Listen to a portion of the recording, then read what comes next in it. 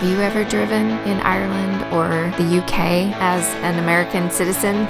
It's a little scary. This was the first time I drove on the right side of the car, on the wrong side of the road. And yes, it was raining.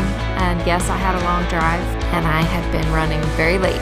In the Irish episodes, I'll elaborate a little bit more on some tips when you are renting a car in Ireland. There are some snafus that you can run into with insurance, but right now just sit back and enjoy the drive.